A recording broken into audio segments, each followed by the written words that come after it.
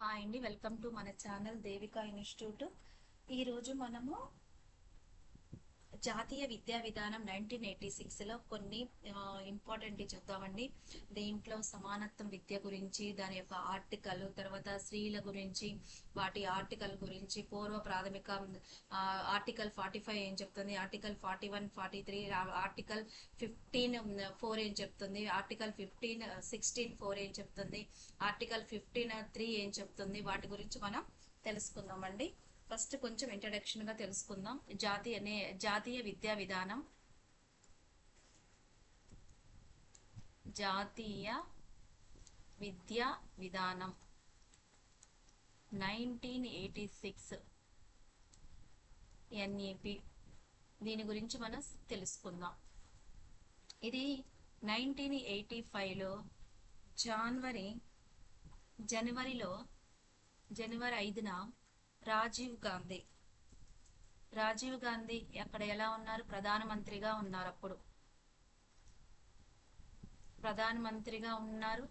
అలాగే హెచ్ఆర్డి మానవ వనరుల మంత్రి ఎవరంటే పివి నరసింహారావు గారు. ఈ విద్యా విధానాన్ని ఎలా అంటే మన భారతదేశానికి కూడా మంచి నూతన జాతీయ విద్యా విధానం తీసుకురావాలని వాళ్ళు అనేక ప్రాంతాల నుండి అభిప్రాయాలను సేకరించి క్రోడీకరించి ఒక జాతీయ విద్యా విధానం, నేషనల్ ఎడ్యుకేషనల్ పాలసీ 1986ని వాళ్ళు రూపొందించారనమాట. ఫస్ట్ దానికి ముందు 1968 ఉంది కదా, 1960 10+2+3 ఈ విద్యా విధానం ఎలా ఉండేదంటే జాతీయ ప్రగతిని, మంచి పౌరసత్వ లక్షణాలు, జాతీయ సమైక్యతను, అలాగే శాస్త్ర సాంకేతిక రంగాలపై విశేష శ్రద్ధ వహించాలని, అలాగే నైతిక విలువలు పెంపొందించాలని, విద్యకు జీవితానికి మధ్య సంబంధం ఉండాలని ఈ కమిషన్ సూచించింది. కాకపోతే అంటే కొఠారి కమిషన్ వాళ్ళు నియమించింది కదా, ఇది సూచించింది. కాకపోతే ఏమైందంటే ఇది దేశవ్యాప్తంగా అంతగా ప్రాముఖ్యత చెందలేదు. పూర్తి స్థాయిలో విద్యారంగంలో ఎలాంటి మార్పు రాలేదు ఈ విద్యా విధానంలో. అవేంటి అంటే జాతీయ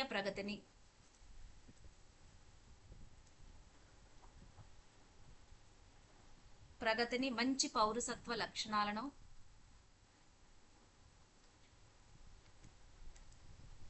అలాగే జాతీయ సమైక్యత,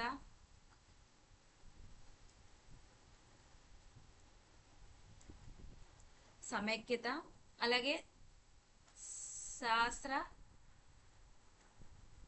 సాంకేతిక రంగాల్లో శ్రద్ధ చూపించారు. అలాగే ఈ నియమం అనేది మొత్తం పూర్తిగా అమలు చేయలేదన్నమాట. ఇప్పుడు జాతీయ విద్యా విధానం 1986 విద్యా లక్ష్యం ఏం తీసుకొచ్చిందంటే దీనికోసం మార్పు తీసుకురావాలని,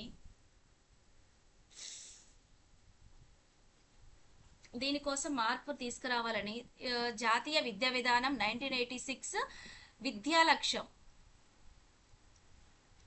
దాని విద్యా లక్ష్యం ఏం చెప్తుందంటే విద్య యొక్క మౌలిక లక్ష్యం ఏంటంటే సమగ్ర వికాసం అని చెప్పారు. అంటే అది ఎలా సమగ్ర వికాసం అంటే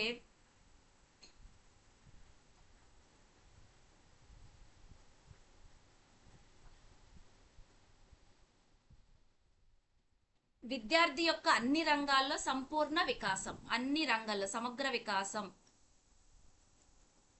అన్ని రంగాల్లో సంపూర్ణ ఎదుగుదలగా ఉండాలి. సంపూర్ణ ఎదుగుదల అంటే ఎలా ఉండాలి, శారీరకంగా మానసికంగా అలాగే సాంఘిక వికాసంగా, నైతిక వికాసంగా, భావోద్వేగంగా, ఇవన్నీ ఎప్పుడైతే సమగ్ర వికాసంతో శారీరకంగా, మానసికంగా, సాంఘికంగా, నైతికంగా, భావోద్వేగంగా మనం అన్నిటిలో మనం బ్యాలెన్స్డ్ గా ఉన్నప్పుడు అప్పుడు మనం ఇదంతా భౌతికంగా, అలాగే ఆధ్యాత్మికంగా అంటే మనం ఇన్నర్ అనేది ఒక బ్యాలెన్స్డ్ లైఫ్ ఇన్నర్ గా లోపలేమో మనం బ్యాలెన్స్డ్ గా ఉండాలి, బయట చూస్తే అందరికీ మనం అభివృద్ధి చెందినట్లుగా ఉండాలి. అంటే భౌతికంగా ఆధ్యాత్మికంగా ప్రగతిని సాధించటం. సమగ్ర వికాసం అంటే ప్రగతిని సాధించటం, ప్రగతిని సాధించటం. విద్య ద్వారా ఏమవుతుంది? ప్రజల మధ్య సన్నిహిత్యాన్ని, ఈ విద్య ద్వారా ఏమవుతుంది? ప్రజల మధ్య అంటే సామాజిక వికాసం. సామాజిక వికాసం అంటే ఏంటిది? మనం సామాజిక వికాసం అంటే సహకారం ఉండాలి, సమానత్వం ఉండాలి. సహకారం, సమానత్వము, గౌరవము, స్నేహబంధం, పరస్పర సోదర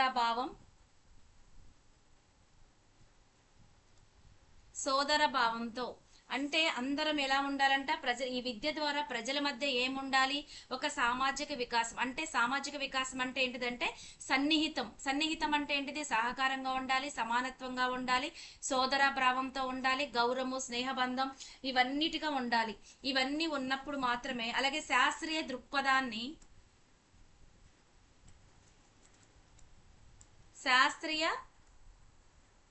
దృక్పథం.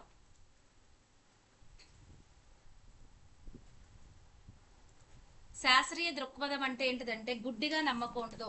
అంటే ఏ విషయానైనా సరే మూఢనమ్మకాలతో కాకుండా ఏం చేయమన్నారు? ప్రశ్నించటం, అలాగే కారణాలు తెలుసుకోవటం,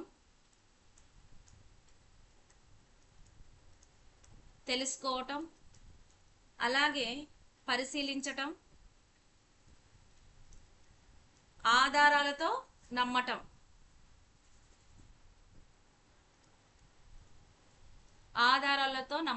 ఇవన్నిటిని మనం ఏమంటామంటే శాస్త్రీయ దృక్పథం అంటారు. అంటే శాస్త్రీయ దృక్పథం అంటే అర్థం ఏంటంటే ఏ విషయాన్నైనా మూఢనమ్మకాలతో కాకుండా ఒక ఆలోచనల ద్వారా, పరిశీలన ద్వారా, ఆధారాల ద్వారా, ప్రయోగాత్మకం ద్వారా అర్థం చేసుకోవటాన్నే శాస్త్రీయ దృక్పథం. ఇవన్నీ మనలో ఉన్నప్పుడు ఏమవుతుందండి? స్వాతంత్ర్య ఆలోచనలు పెంపొందించుకుంటాం. స్వాతంత్ర్య ఆలోచనలు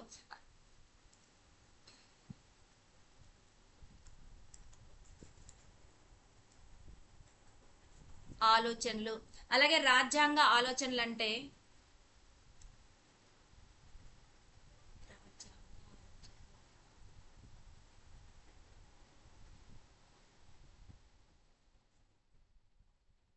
స్వాతంత్ర ఆలోచనలు పెంపొందించుకుంటాం. అలాగే రాజ్యాంగ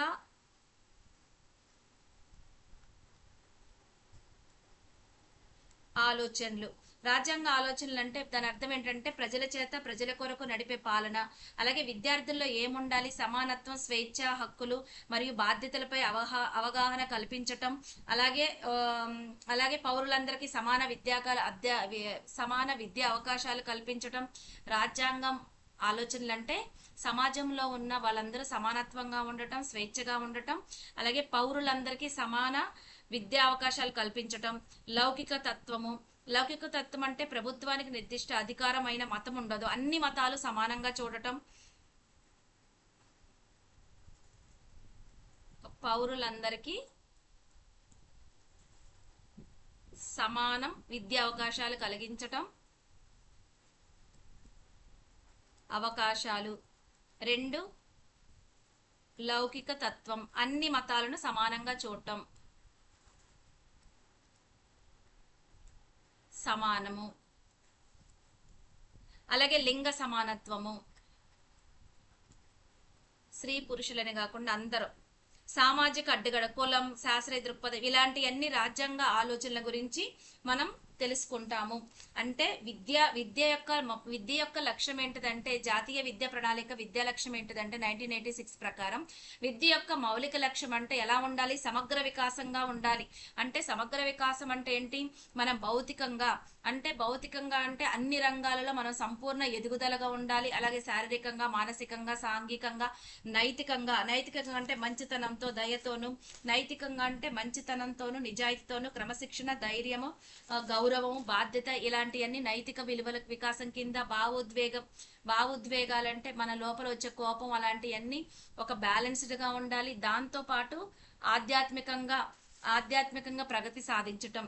అలాగే విద్య ద్వారా ఎలా ఉంటుంది, ప్రజల మధ్య సన్నిహితం ఎలా ఉంటుంది, సామాజికం, సహకారంతోనూ సహకారము సహకారం, సమానత్వం, సోదర భావంతో, గౌరవము, స్నేహ భావంతో ఈ ప్రజల మధ్య సన్నిహిత సంబంధాన్ని ఏర్పరచుకోవటము. శాస్త్రీయ దృక్పథాన్ని అంటే ఏదైనా సరే మూఢనమ్మకాలతో నమ్మకుండా ప్రశ్నించటం, కారణాంకాలు తెలుసుకోవటం, పరిశీలించటం, ఆధారాలతో నమ్మటం. అంటే ఏదైనా మూఢనమ్మకాలతో కాకుండా ఆలోచన, పరిశీలన, ప్రయోగాల ద్వారా అర్థం చేసుకోవటం. అలాగే ఎలా ఉండాలి మన విద్య అనేది, స్వాతంత్ర ఆలోచనలను పెంపొందించే విధంగా ఉండాలి. అలాగే రాజ్యాంగ ఆలోచనలు అంటే లింగ సమానత్వంతోనూ పౌరులందరికీ అందరూ సమానంగా ఉండే విధంగా, పౌరులందరికీ విద్య సమాన అవకాశాలు కల్పించే విధంగా, లౌకిక తత్వంగా అన్ని మతాలు సమానంగా ఉండే విధంగా మన విద్యా లక్ష్యాలు అనేవి సాధించే విధంగా ఉండాలి అని చెప్పారు. విద్యా లక్ష్యం దీంట్లో విద్యారంగంలో దేశంలోని వివిధ రంగాలకు అవసరమైన మానవ వనరులు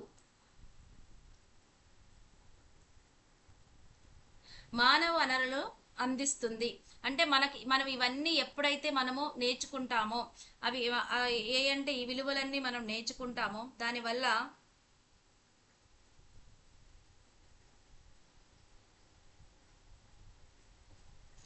అంటే దేశాభివృద్ధికి ఉపయోగపడే ప్రజలు ఏం మానవ వనరులు అంటే మనం నేర్చుకునే చదువు నేర్చుకుంటాం, దాని ద్వారా నైపుణ్యాలు సామర్థ్యాలు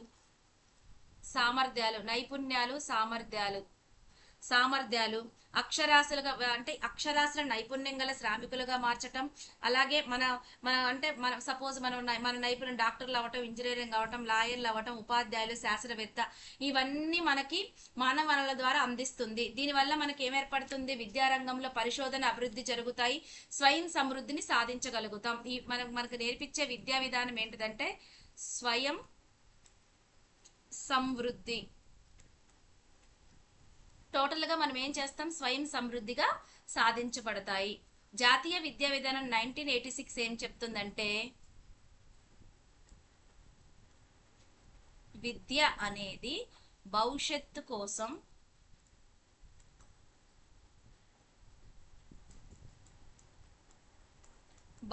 కోసం పెట్టే విశిష్ట పెట్టుబడి. విద్యా లక్ష్యమేమో సమగ్ర వికాసం. ఇది ఏం చెప్తుంది మనకి, విద్య అనేది భవిష్యత్తు కోసం పెట్టే విశిష్ట పెట్టుబడి అని జాతీయ విద్యా విధానం 1986 చెప్తుంది. మరి విద్యా వ్యవస్థ ఎలా ఉండాలని చెప్తుంది,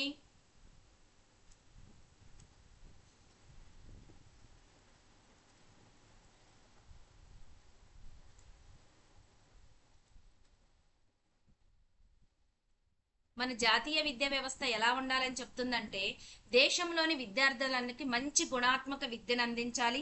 అలాగే కొఠారి కమిషన్ సూచించిన పాఠశాల వ్యవస్థ కొనసాగించబడుతుంది. అంటే 10+2+, ఇది కొఠారి కమిషన్ సూచించిన పాఠశాల వ్యవస్థను కొనసాగిస్తుంది. ఈ విధానాన్ని అమలు చేయటానికి NCF జాతీయ పాఠ్య ప్రణాళిక చట్టం ద్వారా 10 మౌలిక అంశాలను సూచిస్తుంది.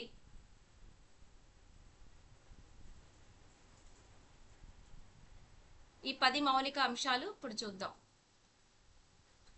భారత స్వాతంత్రోద్యమ చరిత్ర అంటే మన భారత స్వాతంత్రంలో జరిగిన మన ఈ స్వాతంత్రం తీసుకురావడానికి ఉద్యమాలు, చరిత్రకారులు, మన చరిత్ర గురించి తెలుసుకోవటం.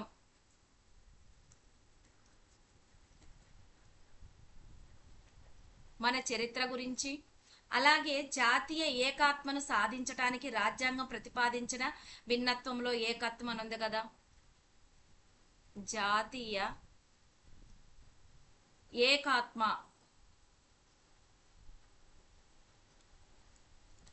ఏకాత్మను సాధించటానికి రాజ్యాంగం ప్రతిపాదించిన అంశాలు. అలాగే భారతీయ సమాన వారసత్వము, భారతీయ సమాన వారసత్వము. 4 సమానత్వ భావన, సమానత్వ భావన. 5 ప్రజాస్వామ్యం లౌకిక తత్వము.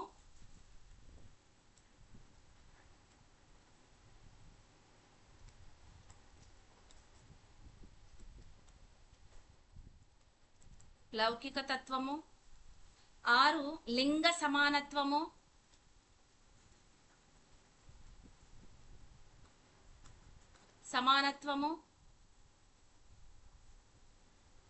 7 చిన్న కుటుంబం భావన.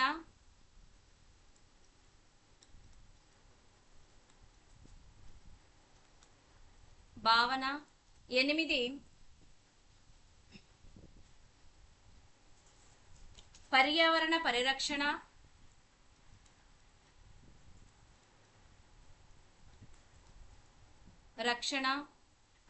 9 సామాజిక అడ్డుగోడలను తొలగించటం. సామాజిక అడ్డుగోడలను తొలగించటం.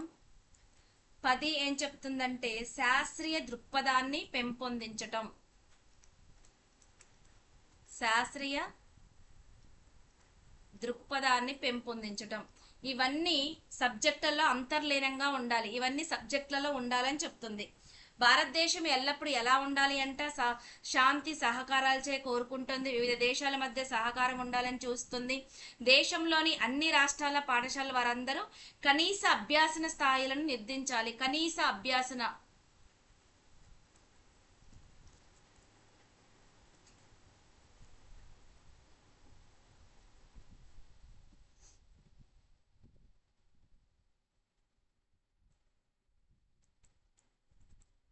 అభ్యాసన స్థాయి, మినిమం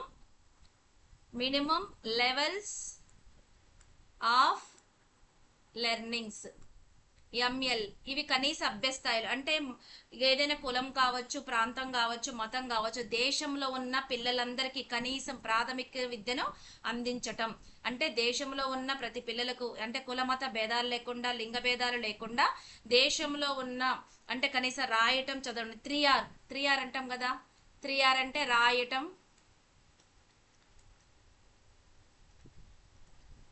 చదవటం,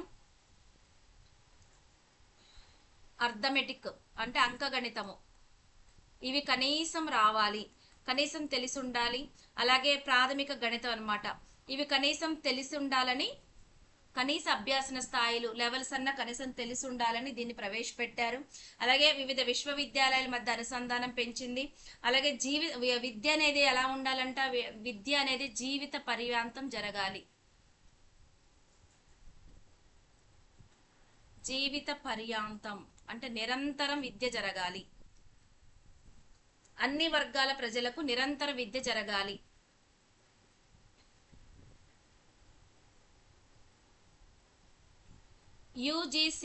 యూజీసీ అంటే యూనివర్సిటీ గ్రాంట్ కమిషన్. ఇది ఎలా ఉంటుందంటే డిగ్రీ కళాశాలకు గుర్తింపటం, విశ్వవిద్యాలయాలతో అంటే విశ్వవిద్యాలయాలకు మరియు డిగ్రీ కళాశాలలకు గుర్తింపిస్తుంది. అలాగే ఎగ్జామ్స్ను పెడుతుంది. అలాగే AICTE ఇది all India council for technical education, అఖిల భారత సాంకేతిక విద్యా మండలి. ఇది దేశంలో సాంకేతిక మరియు వృత్తిపరమైన విద్యను నియంత్రించడం అంటే ఇంజనీరింగ్, మేనేజ్మెంట్, ఫార్మసీ కోర్సులను మంజూరు చేస్తుంది. ఇంజనీరింగ్, ఫార్మసీ, MBA ఇలాంటి కోర్సులను కళాశాలకు అనుమతులు మంజూరు చేస్తుంది. అలాగే ICAR అంటే Indian council for agriculture research అంటే వ్యవసాయ విద్య చదువుకోవాలంటే ICAR అంటే పరిశోధన సమన్వయం, వ్యవసాయ విద్య మరియు పరిశోధనలను సమన్వయం చేస్తుంది. అగ్రికల్చర్ యూనివర్సిటీ విద్యా ప్రమాణాలను పర్యవేక్షిస్తుంది. అగ్రికల్చర్ యూనివర్సిటీల యొక్క ప్రమాణాలను పర్యవేక్షించేది ఏంటంటే ICAR Indian council of agriculture research. తర్వాత IMC అంటే ఇండియన్ మెడికల్ కౌన్సిల్. ఇది ప్రజెంట్ దీన్ని నేషనల్ మెడికల్ కమిషన్ గా మార్చారు. వైద్య విద్య ప్రమాణాలను నియంత్రిస్తుంది. వైద్య విద్యను ప్రమాణాలు మెడికల్ కాలేజీలకు అనుమతిస్తుంది. మెడికల్ కాలేజీలకు అనుమతిస్తుంది.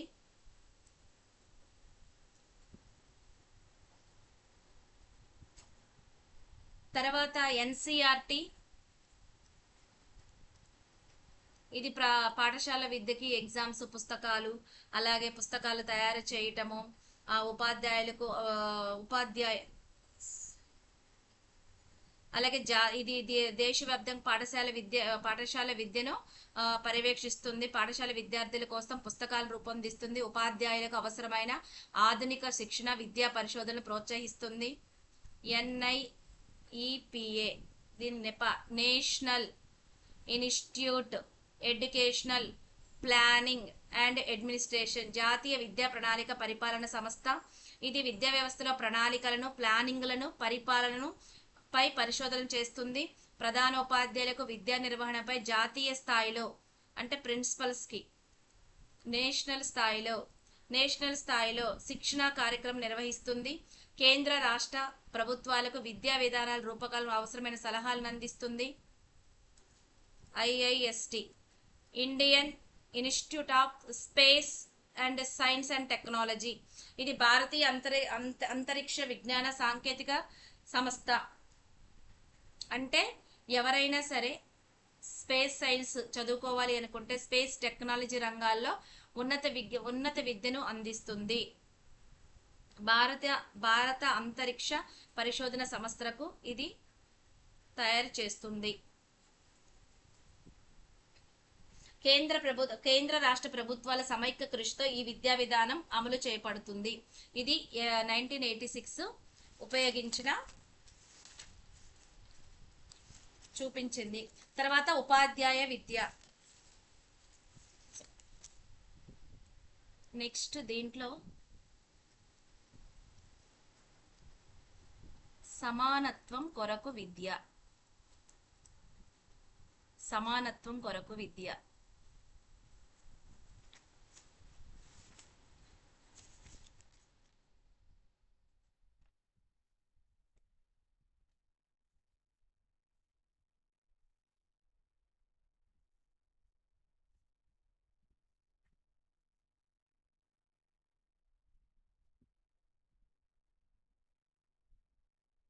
సమానత్వ కొరకు విద్య అంటే ఆర్టికల్ 14 ఏం చెప్తుంది అంటే అందరూ సమానులే.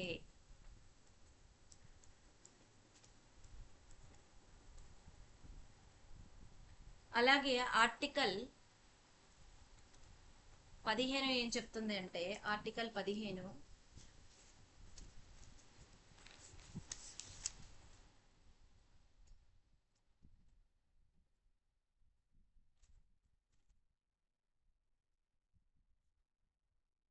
ఆర్టికల్ 15లో 1 మనకు కావాల్సింది 1 ఏం చెప్తుందంటే ఆర్టికల్ 15 రాజ్య పౌరులు జాతి, మత, కుల, లింగ అలాగే పుట్టుక ప్రాతిపక్ష వివక్ష చూపరాదు అని చెప్తుంది.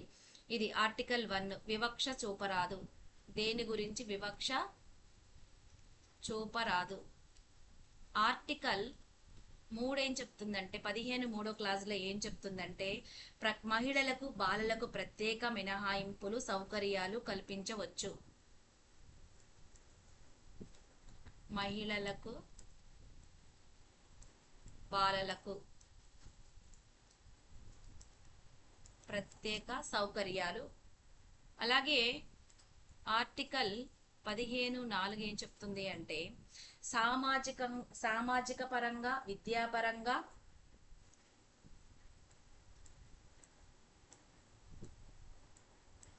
సామాజికంగా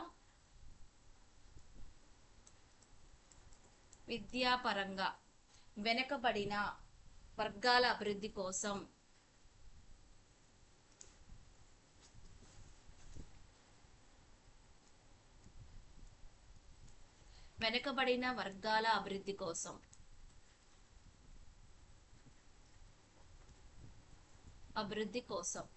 ఈ ఆర్టికల్ అనేది మనకి చెప్తుంది.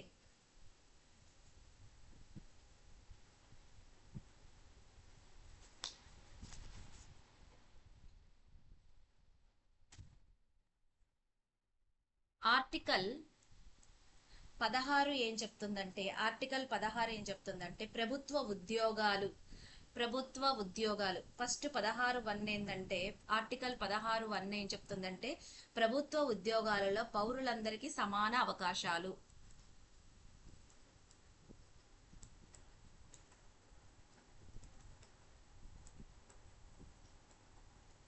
పౌరులందరికీ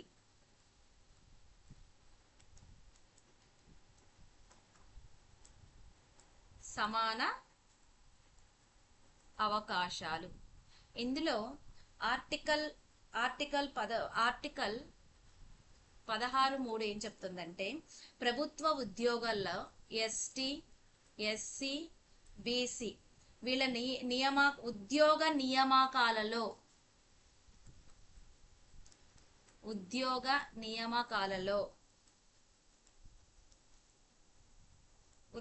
నియామకాలలో మినహాయింపులు సదుపాయాలు కల్పించవచ్చు.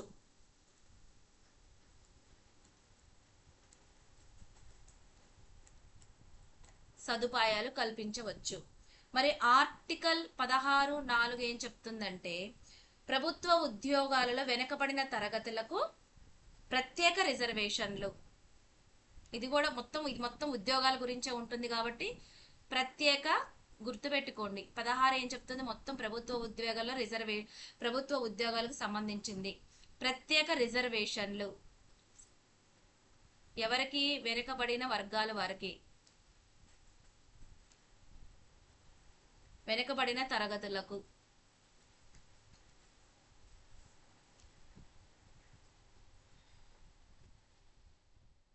మరి ఆర్టికల్ 16(4) ఏం చెప్తుందంటే 4A ఇది ఏం చెప్తుందంటే ప్రభుత్వ ఉద్యోగాలలో ప్రమోషన్ల కోసం, గవర్నమెంట్ జాబ్స్ లో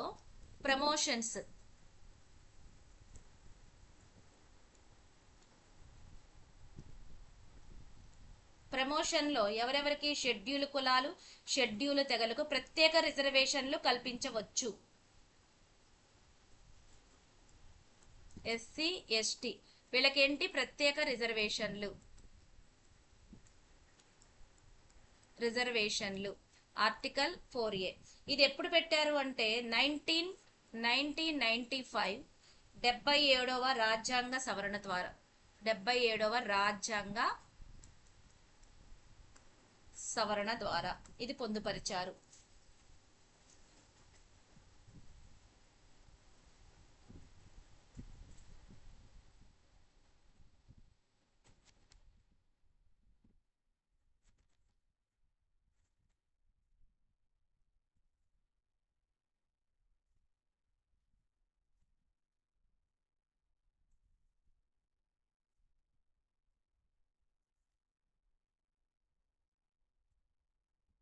అలాగే ఇక్కడ మనకి 1986 ఏం చెప్తుంది అంటే ఏమేమి అంశాలు ఉన్నాయి దాంట్లో? ప్రాథమిక విద్య ఉంది, మైనారిటీ విద్య ఉంది, వికలాంగుల విద్య ఉంది, స్త్రీల సమానత్వ విద్య ఉంది, దళితులకు, గిరిజనులకు, ఇతరులకు విద్య ఉంది, అలాగే వయోజన విద్య ఉంది. ఇవన్నిటికీ ఉన్నాయి కదా. అలాగే ఆర్టికల్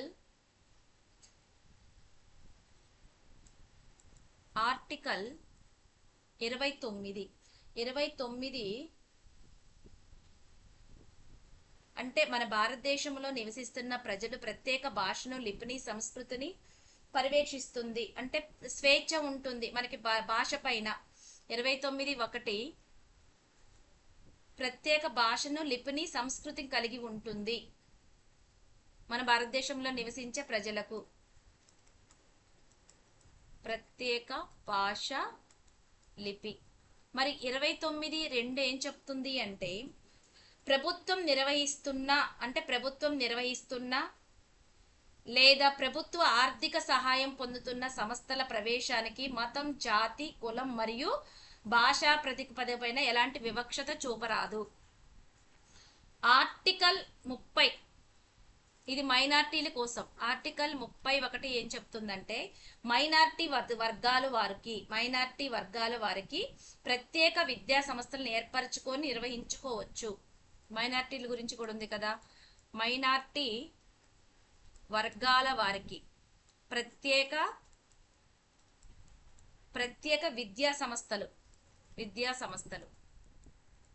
ఆర్టికల్ 31 ఏం చెప్తుందంటే మైనార్టీ వర్గాల వరకు ప్రత్యేక విద్యా సంస్థలను ఏర్పరచుకొని నిర్వహించుకోవచ్చు. అంటే క్రిస్టియన్ స్కూల్స్, ముస్లిం స్కూల్స్ అలాంటివి ఉంటే మైనార్టీకి సంబంధించిన వాళ్ళు ప్రత్యేకంగా విద్యా సంస్థలను ఏర్పరచుకొని హక్కు ఉందన్నమాట. ఏ ఆర్టికల్ ప్రకారం? ఆర్టికల్ 31 ప్రకారం.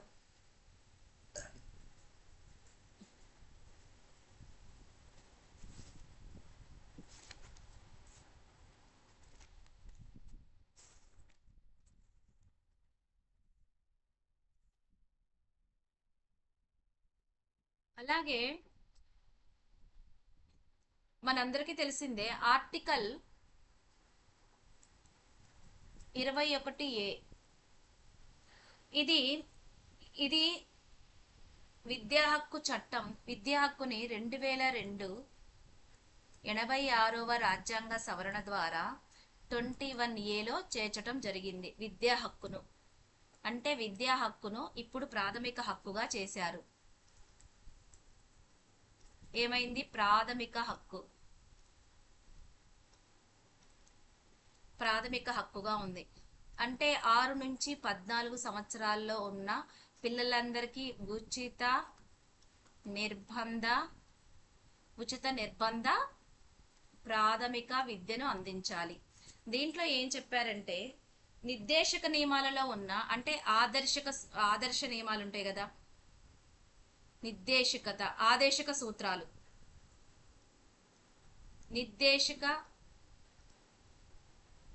ఆదేశిక నియమాల్లో ఉన్న ఆర్టికల్ 45 ఏం చెప్తుందంటే ఇంతకు ముందు ఈ ఉచిత నిర్బంధ విద్య అనేది ఇందులో పెట్టారు. ఎప్పుడైతే అంటే పూర్వం దీనికంటే 2002కు ముందు ఎక్కడ ఉండేది? ఆదేశక నియమాలలో ఉండేది. ఏంటిది? ఆర్టికల్ 45. అప్పుడు ఎక్కడ ఎలా ఉందంటే ఉచిత నిర్బంధ ప్రాథమిక విద్యగా ఉండేది. ఎప్పుడైతే 86వ అంటే 2002 86వ రాజ్యాంగ సవరణ ద్వారా ఈ విద్య ఉంది కదా, దీన్ని తీసుకొచ్చి ఎక్కడ పెట్టారంటే 21వేలో పెట్టారు. మరి ఇప్పుడు ఆదేశిక సూత్రాల్లో ఉన్న 21ఏలో పెట్టారు.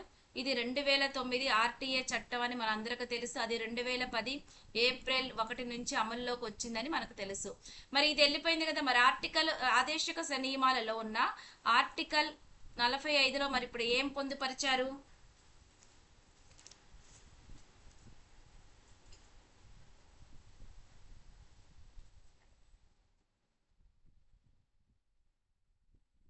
పూర్వ 6 సంవత్సరాల లోపు ఏ పిల్లలైతే ఉన్నారో పూర్వ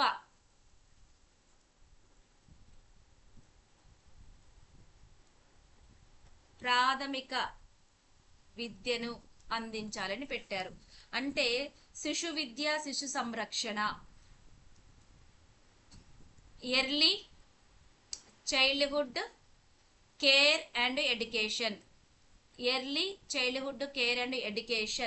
విద్య అంటే శైశవ దశ విద్యకు ప్రాధాన్యత ఇవ్వాలి. శిశు సంరక్షణ విద్య శైశవ దశ శిశు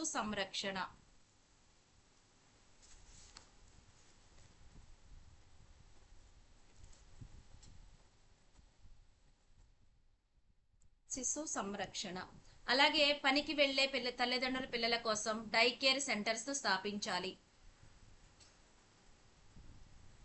డే కేర్ సెంటర్స్ అంటే ఎవరైతే తల్లిదండ్రులు పనికి వెళ్తారో కదా వాళ్ళ కోసం చిన్నపిల్లలకు డే కేర్ సెంటర్స్ను, అలాగే సాంప్రదాయమైన 3R చదవటం, రాయటం, అర్థమెటిక్, ప్రాథమిక గణితంతో పాటు క్రీడా పద్ధతి ద్వారా ఈ స్థాయిలో విద్య నేర్పించాలి.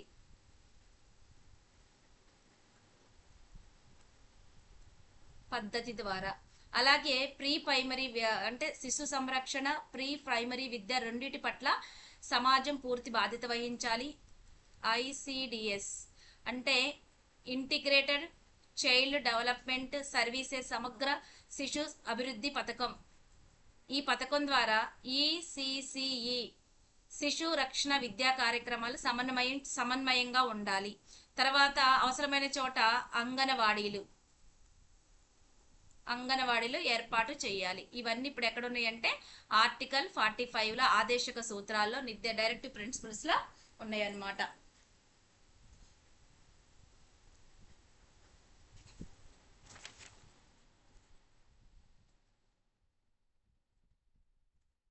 నెక్స్ట్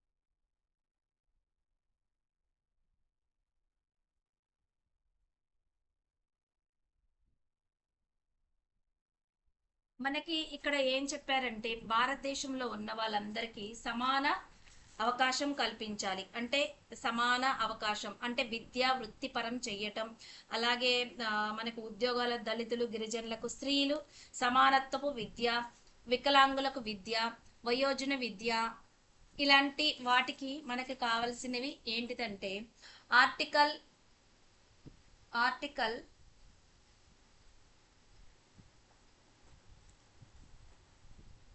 ఆర్టికల్ 39 ఏం చెప్తుంది అంటే పౌరులందరికీ స్త్రీ పురుష భేదం లేకుండా ఎలాంటి భేదం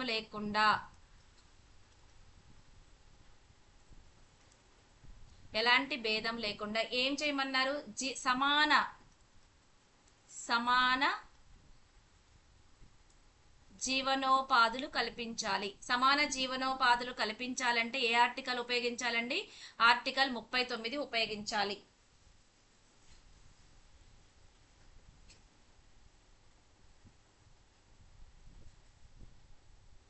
సమాన పనికి సమాన వేతనం ఇవ్వాలని ఏం చెప్పిందంటే సమాన పనికి సమాన వేతనం ఆర్టికల్ 39D చెప్తుంది. ఏమని? సమాన పనికి సమాన వేతనం ఇవ్వాలి. అలాగే ఆర్టికల్ 41 ఏం చెప్తుందంటే ఆర్టికల్ 41 ఇవన్నీ ఎక్కడున్నాయండి? ఆదేశిక సూత్రాల్లో ఉన్నాయన్నమాట. ఆర్టికల్ 39 ఆర్టికల్ నిర్దేశక సూత్రాలు. ఇది కూడా ఆర్టికల్ 41 కూడా ఏం చెప్తుంది అంటే నిరుద్యోగులు, వికలాంగులు కూడా ఉంది కదా మనకి. జాతీయ విద్యా విధానం వికలాంగుల గురించి కూడా చెప్పిందిగా. మైనార్టీలు, వికలాంగుల విద్య, వయోజన విద్య, నిరక్షరాస్యుల గురించి, వీటి గురించి మనకి చెప్పింది. కాబట్టి ఆర్టికల్ 41లో ఏం చెప్పారంటే నిరుద్యోగులకు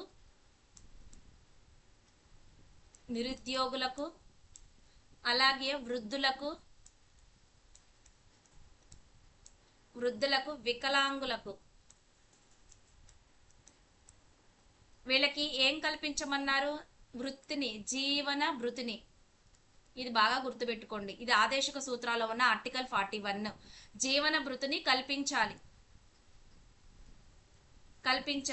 అంటే ఏదైనా విద్యా హక్కును, పని హక్కును గుర్తించాలి.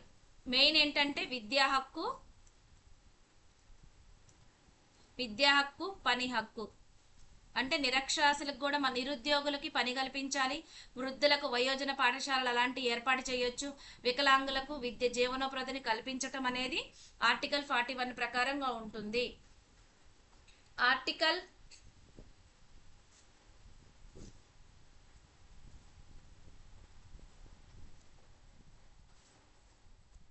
సామాజిక భద్రత.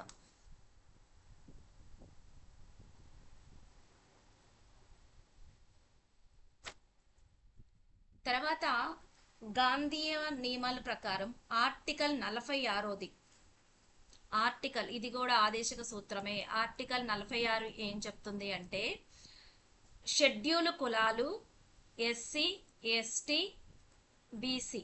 వీళ్ళకి ప్రజల యొక్క విద్య సామాజిక అభివృద్ధికి శ్రద్ధ చూపాలి. విద్య విద్య సామాజిక అభివృద్ధికి శ్రద్ధ చూపించాలి. అలాగే సాంఘిక అన్యాయాలు దోపిడీల నుండి రక్షించాలి. సాంఘిక అన్యాయాలు దోపిడీల నుంచి రక్షించాలని ఆర్టికల్ ఆదేశిక సూత్రాల్లో ఉన్న ఆర్టికల్ 46 అనేది బోధిస్తుంది అన్నమాట.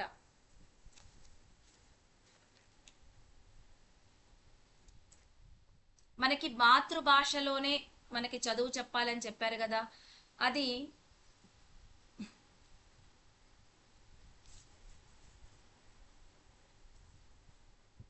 మాతృభాష.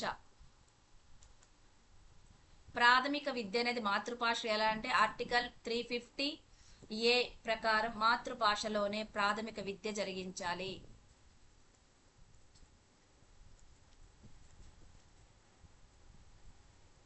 ప్రాథమిక విద్య అందించాలి.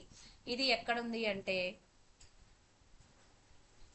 ఆదేశక సూత్రాల్లో 17వ భాగంలో ఉంది. 17వ భాగంలో ఉంది. అలాగే 17వ భాగంలోనే ఆర్టికల్ 351 ఏం చెప్తుందంటే హిందీ భాషను, ఎందుకంటే త్రిభాష సూత్రంలో ఉందిగా హిందీ భాషను అభివృద్ధి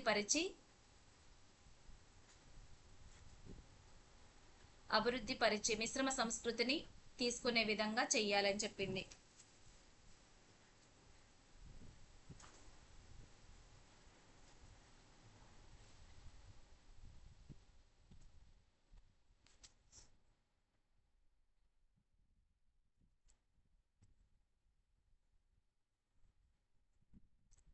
అలాగే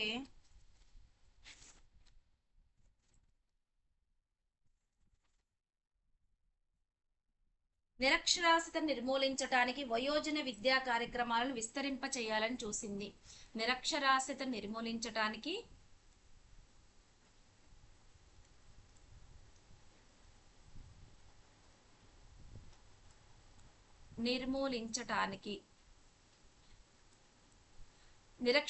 నిర్మూలించడానికి ఏ విద్యను వయోజన విద్యా కార్యక్రమాలను విస్తరింపాలని చూసింది. వయోజన విద్యా కార్యక్రమాలు.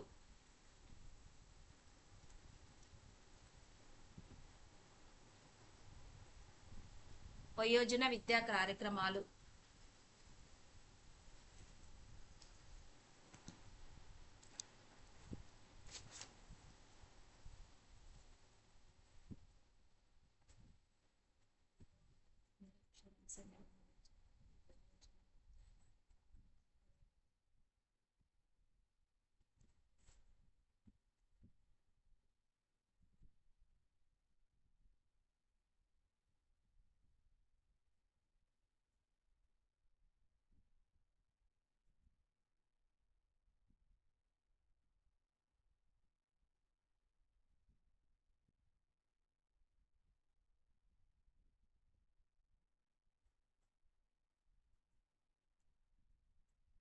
వయోజన విద్యా కార్యక్రమాలు అంటే మినిమం అంటే చదవటం రావాలి, రాయటం రావాలి, అంటే కనీసం వాళ్ళ పేరు రాసుకోవటం అయినా రావాలి, చదవటం, సొంతంగా ఏదైనా బస్సు పేర్లు చదవటం రాయాలి, కనీసం వాళ్ళ పేరు రాయటం అయినా రావటం రావాలి.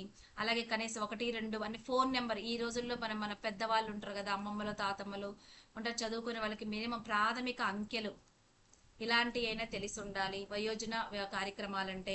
అలాగే క్రియాశీలక విజ్ఞానం అంటే ఏంటిది? నిరక్షరాస్యత నిర్మూలించడానికి వయోజన విద్యా కార్యక్రమాల్లో మినిమం చదవటం రావాలి, రాయటం రావాలి, ప్రాథమిక అంకెలు సంఖ్యలు రాయటం తెలియాలి. క్రియాశీలక విజ్ఞానం అంటే ఎలా అంటే వ్యవసాయం, చేనేత, వ్యాపారం, క్రియాశీల అంటే వ్యవసాయం తెలిసి ఉండాలి, చేనేత పనులు, తర్వాత వ్యాపారం, ఏదో ఒకటి వ్యాపారం చేసుకోవటం, అలాగే తర్వాత బ్యాంకు ఫారాలు నింపటం, తర్వాత బోర్డులు చదవటం, ఇవన్నీ. సామాజిక అవగాహన అంటే వయోజన విద్యా కార్యక్రమాల్లో సామాజిక అవగాహన అంటే ఎలా అంటే ప్రభుత్వ పథకాలు గురించి తెలిసి ఉండాలి. అలాగే మనకున్న హక్కుల గురించి తెలిసి ఉండాలి. అలాగే చట్టాల గురించి తెలిసి ఉండాలి. మన ఆరోగ్యం ఉన్న అవగాహన ఉండాలి. పరిశుభ్రతపై అవగాహన ఉండాలి. ఇవన్నీ సామాజిక అవగాహన ఉండాలి. భారతదేశంలో ముఖ్యమైన వయోజన విద్యా కార్యక్రమాలు ఏంటి అంటే NAEP అంటే నేషనల్ ఎడ్యుకేషనల్ ప్రోగ్రామ్ 1978లో ప్రారంభించారు. ఇది నిరక్షరాస్యతను తొలగించడానికి మొదటి అతిపెద్ద జాతీయ కార్యక్రమం అన్నమాట. తర్వాత NLM ఇది ఏంటిదంటే నేషనల్ లిటరసీ మిషన్. ఇది 1988లో ప్రారంభించారు. వయోజనులలో అక్షరాస్యతను ఒక ఉద్యమంలా తీసుకురావడానికి దీన్ని ప్రారంభించారు. దేశంలో అక్షరాస్యత దీనివల్ల ఏమైంది, దేశంలో అక్షరాస్యత శాతం పెరిగింది. తర్వాత సాక్షర్ భారత్ ఇది 2009లో తీసుకొచ్చారు. గ్రామీణ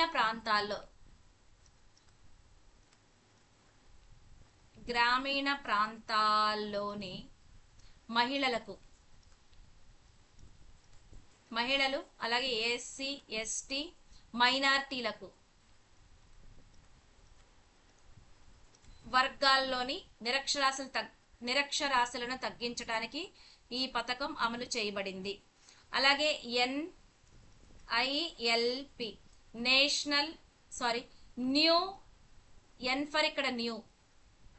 new India literacy programme Nava Bharat సాక్షరత కార్యక్రమం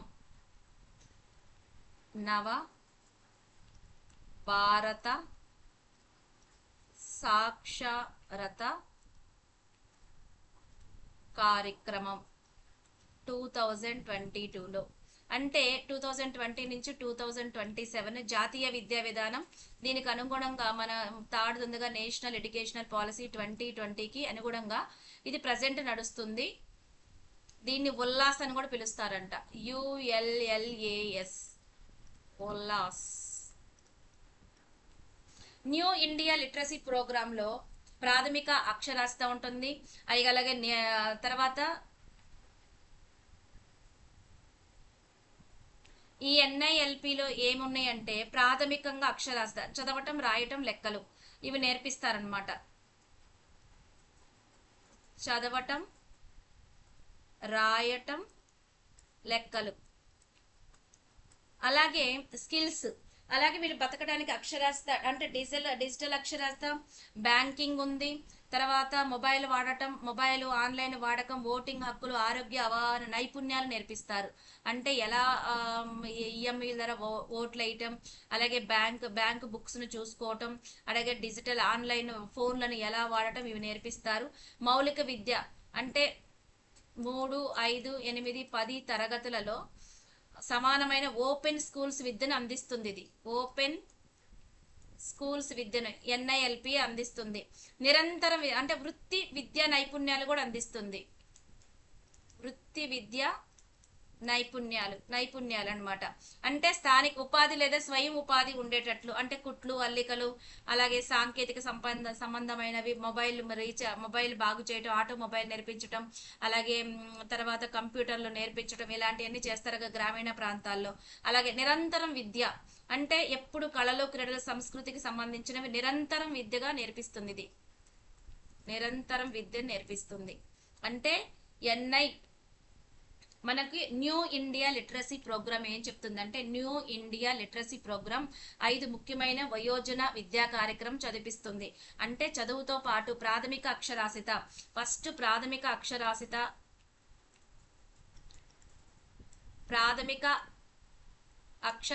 అంటే చదవటం, రాయటం, కనీసం మినిమం లెక్కలు రాయటం, తర్వాత కీలక నైపుణ్యాలు నైపుణ్యాలు అంటే ఏంటిది, కీలక నైపుణ్యాలు అంటే అలాగే ఆర్థిక అక్షర అంటే ఎలా అంటే డిజిటల్ అక్షరాస్యత, మొబైల్ వాడటం, తర్వాత ఫోన్ పే, గూగుల్ పే అవి వాడటం నేర్పిస్తారు. ఓటింగ్ హక్కుల గురించి నేర్పిస్తారు.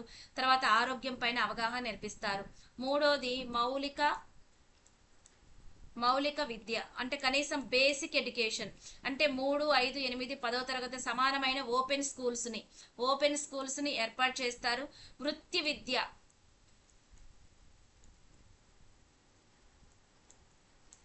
విద్య నైపుణ్యాలు అంటే స్వయం ఉపాధి పొందుకోవటం కోసం కుట్లు, అల్లికలు, మొబైల్ అంటే ఐటీఐ లాంటి జాబ్ లాంటివి. ఐటీఐ అంటే మొబైల్ రిపేరింగ్ కానీ, కంప్యూటర్ రిపేరింగ్ కానీ, అలాగే మనకి కొన్ని వ్యవసాయం సంబంధించినవి, అగ్రికల్చర్ సంబంధించినవి, కుట్లు, అటికలు మీకు అన్ని ఐడియానే ఉండుంటది అలాంటివి. 5 నిరంతరం విద్య అప్పుడప్పుడు పెడతారు కదా, పెట్టి కొన్ని రోజులకి వాళ్ళే అన్ని ఇచ్చి నేర్పిస్తారు కదా, అలాంటిది. నిరంతరం విద్య అంటే కళలు, క్రీడలు, సంస్కృతి సంబంధించిన కోర్సులు అందించటం. ఇవన్నీ మనకి వయోజన విద్య, నిరక్షరాస్యత నిర్మూలించడానికి వయోజన విద్యా కార్యక్రమాలను ఏర్పరచడం. దేని యొక్క లక్ష్యము, జాతీయ విద్యా విధానం 1986. ఇంకా దీంట్లో ఎలిమెంటరీ విద్య ఉంది, మాధ్యమిక విద్య ఉంది, అనీత విద్య ఉంది, ఉపాధ్యాయ విద్య ఉంది, సాంస్కృతిక విద్య ఉంది. అది నెక్స్ట్ వీడియోలో చేస్తానండి. ప్లీజ్ లైక్ చేయండి, షేర్ చేయండి, సబ్స్క్రైబ్ చేసుకోండి. మీకు ఇవి ఆర్టికల్స్ ఇవన్నీ ఇవన్నీ మళ్ళీ సేమ్ వేరే ట్రెండ్స్ ఆఫ్ ఎడ్యుకేషన్ ఉంది కదండి, విద్యా ధోరణిలో కూడా ఇవే వస్తాయి. మళ్ళీ దాంట్లో కొంచెం బీసీకి సంబంధించిన వెనకబడిన షెడ్యూల్ కులాలు, షెడ్యూల్ క్యాస్ట్ తెగలు ఉన్నాయి, వాటికి కూడా కొన్ని ఆర్టికల్స్ వస్తాయండి. ఓకే, ప్లీజ్ లైక్ చేయండి, షేర్ చేయండి, సబ్స్క్రైబ్ చేసుకోండి.